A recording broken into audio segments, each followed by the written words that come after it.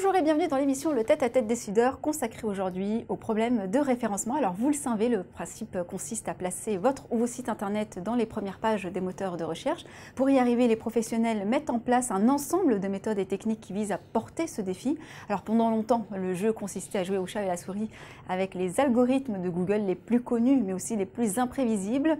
Aujourd'hui, il n'a jamais été aussi difficile de faire du référencement naturel. Quelles sont les solutions aujourd'hui afin de gagner des visites naturellement sur son site internet? Eh bien, pour nous accompagner sur ce sujet, Tennessee Veldeman, fondateur de Cocolize. Bonjour. Bonjour. Merci d'être avec nous pour nous parler de référencement naturel. Alors, on sait que tout le monde en parle, mais quel en est finalement l'enjeu aujourd'hui pour les entreprises françaises?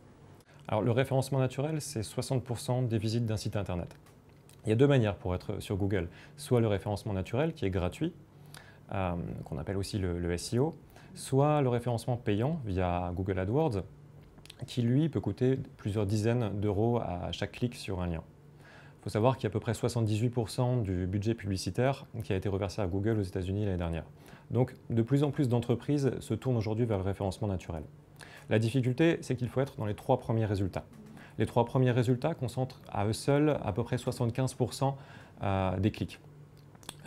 C'est un travail qui est difficile, c'est un travail de tous les jours, car Google va modifier tous les jours son classement, et donc il faut aller vérifier constamment son référencement. Et pourquoi finalement c'est de plus en plus difficile de faire du référencement naturel? Au-delà de ce que vous venez d'évoquer, bien sûr.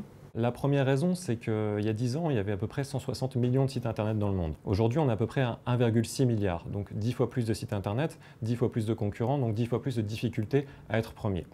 La deuxième grande raison, c'est que toutes les entreprises utilisent des outils SEO, donc des outils qui leur permettent d'analyser ce qui va pas sur leur site web, par exemple le nombre de mots-clés, la longueur d'un titre. Toutes les entreprises vont avoir la même optimisation de leur site internet. Donc la difficulté, c'est qu'il faut faire mieux que ses concurrents, essayer de se différencier.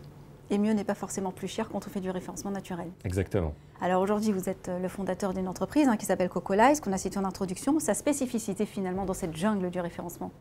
Chez Cocolize, on veut répondre à la question « Pourquoi ce site est-il positionné devant moi? Pourquoi ai-je perdu une place dans Google? Pourquoi un site a pris ma place ?»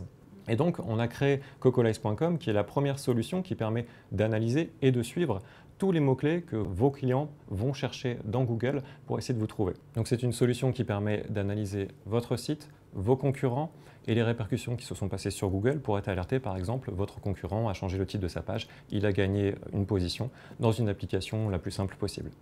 Alors aujourd'hui, vous êtes une entreprise française, mais 80% de vos clients sont américains.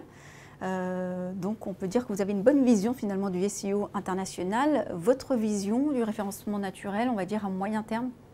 Effectivement, on a tout type de clients, aussi bien du grand nom d'Internet que des agences web ou des plus petites PME. Et on se rend compte qu'aux États-Unis, on va être plus orienté sur du référencement local. On travaille par exemple avec beaucoup de domaines médicaux. Là où en Europe, on va plus travailler sur de la vente en ligne. On est beaucoup plus en avance en Europe.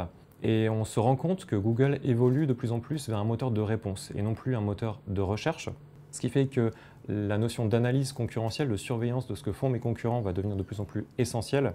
Mais je vous rassure, le référencement a encore de belles années devant lui. Merci d'avoir été avec nous. Merci à vous. Merci à vous de nous avoir suivis sur bfmbusiness.com. On se retrouve bientôt pour un prochain numéro, le Tête-à-Tête décideur.